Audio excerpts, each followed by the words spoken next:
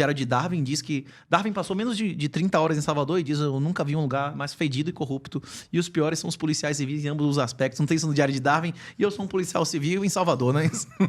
O que eu tô dizendo agora, o meu livro tem 6 anos. O livro, em 2018, dizia Bolsonaro, feminista, cadela do PT, mas a maioria das pessoas não estava disposta a ouvir isso em 2019, né? Desculpe lhe interromper, mas o senhor assistiu minha conversa lá com o Monark? Monark não, como é? Com o Igor, que era sócio de Monark? Assisti alguns trechos. Rapaz, só. O cara dizendo que Jesus e evangelização era uma merda, que aqueles povos estavam melhor sem Jesus. Chegou no blasfêmia. É isso aí. Então conta um pouco aí da sua história. Onde você nasceu, o que você faz. Eu nasci na Avenida 7.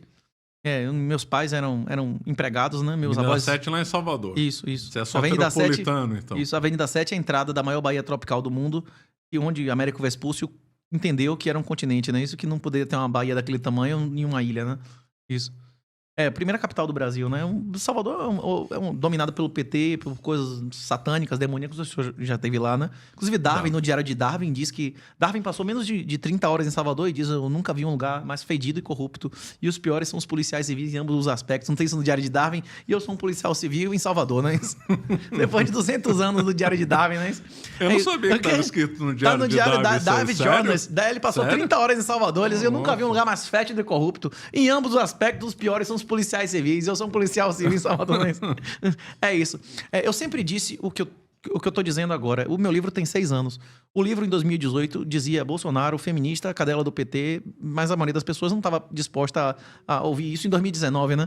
As pessoas não estavam dispostas a ouvir Mas isso. aí você fez como? Você estudou? Você se formou em Direito? Estudei. Eu me formei em Direito por extraordinário aproveitamento. Eu fiz mestrado com honras máximas. Fiz mestrado Você fez mestrado em quê? Fiz mestrado em Direito e Economia. Fiz mestrado em Direito Privado e Econômico. Fiz mestrado na Alemanha, na Holanda, na Itália. Tive bolsa para conhecer Nobel em Chicago. Fiz doutorado em Finanças. Fui, antes dos 30 anos, professor de universidades efetivas, substituto de universidades federais. O senhor já assistiu aquela Linda Mulher? Aquele filme com Richard Gere? Tem a prostituta.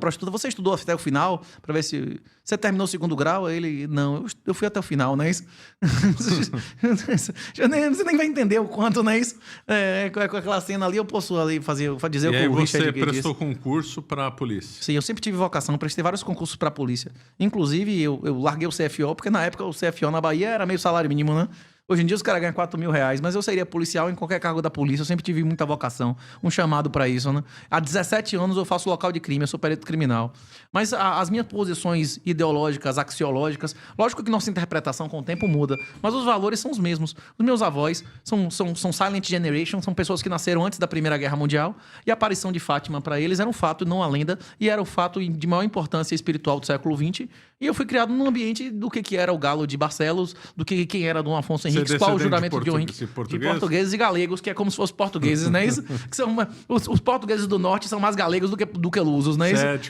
Os seus antepassados são de que cidade? O meu avô vem de Ponte de Lima, é a vila mais antiga de Portugal, é vizinha de Barcelos, inclusive, não é isso? O Galo. Por isso você fala do Galo de Barcelos, então. Bela história. Pois é. Isso pra mim, na minha infância, essas histórias não eram histórias, não é isso? Isso era a nossa história, não era uma história com E, era uma história com H, né?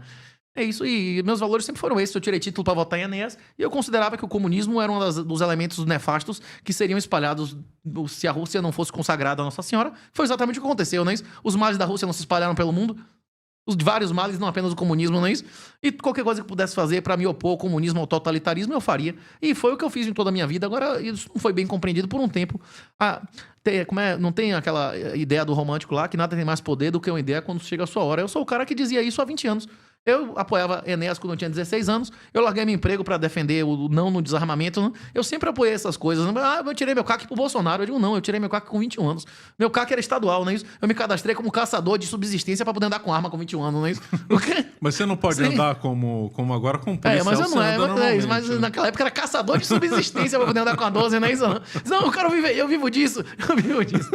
É verdade, caçador de subsistência. Tem ainda isso? Essa classificação não tem mais, agora né? não, acabou isso. Você lembrou uma coisa bem antiga. Mas agora. qual a primeira coisa que o americano, o brasileiro, tira, normalmente quando ele vai morar na Flórida, ele tira a carteira de motorista fácil, difícil é conseguir uma licença de pesca, não é isso? Lá mesmo, você pescar sem a carteirinha, minha cadeia é uma confusão danada, né? É verdade. Mudou, né? Mudou muito lá. Antigamente era tudo livre, pesca, caça. Desculpe lhe interromper, mas o senhor assistiu minha conversa lá com o Monark? Monark não, com o Igor, que era sócio de Monark? Assisti alguns trechos. Rapaz, só. O cara dizendo que Jesus e evangelização era uma merda, que aqueles povos estavam melhor sem Jesus. Chegou numa blasfêmia já. Né? Rapaz, a minha vontade aquela hora era dizer, bicho, como é que você acha que indonésio e japonês trata maconheiro? Mas eu não podia dizer isso dessa maneira, que ele tava recebendo na casa dele, né? Isso ou não? Tive que falar de uma maneira mais educada. Mas o que ele falou foi muito grosseiro, ainda mais. Não, ele chamou o fundador de nossa civilização de charlatão, os cristãos de otários e Jesus de merda, não é isso? Não, isso aí foi ofensa, é uma blasfêmia, né? Uma blasfêmia. Eu espero que ele se arrependa. Eu espero que ele não saiba o que ele tá fazendo, né? Porque isso é uma coisa muito Com a expressão na doutrina, como é? Ignorância. É blasfêmia, né? Não, mas quando o cara não sabe... Ignorância invencível. Invencível, né? Invencível. E os espíritas também tiveram uma reação enorme quando mencionei a gnose e tal. A pessoa, você não leu o livro dos espíritos? Não leu, não. Agora, o livro que eu mencionei lá de Carreiro, que demonstra os fenômenos espíritas, o cara também não leram, não é isso? Eu tenho que ler algo. É que normalmente o povo romantiza, né? O Allan Kardec era racista, né? Allan Kardec era racista. Bom, vamos